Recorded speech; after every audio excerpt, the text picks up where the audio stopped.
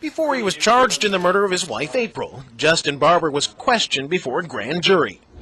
His testimony was transcribed in this 164-page document that was obtained exclusively by our First Coast News I-team.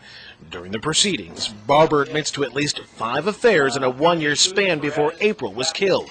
They took place in Jacksonville, Baxley, Georgia, 2 were in Milledgeville, Georgia, and 1 in New Zealand. Page 124.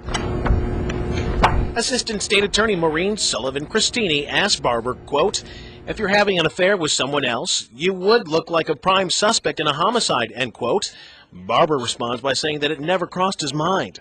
What he didn't have trouble recalling were other details about the night April was killed. Page 51. Barber told the grand jury he remembered a guy walking rapidly towards he and his wife carrying a gun.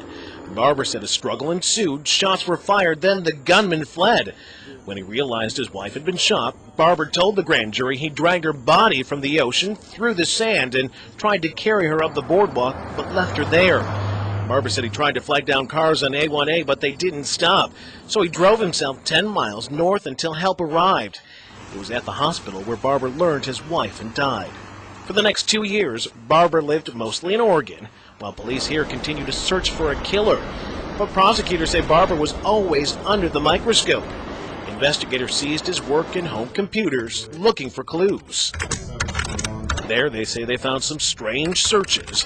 In the grand jury testimony, prosecutors say Barber used search words like gunshot wound, chest trauma, missing person, declared dead, American death certificate, Mexico, and immigration to Brazil. They say he had also downloaded several questionable songs the night his wife was killed. Page 155. Barber also told the grand jury, quote, "I did not murder April. I did not kill her.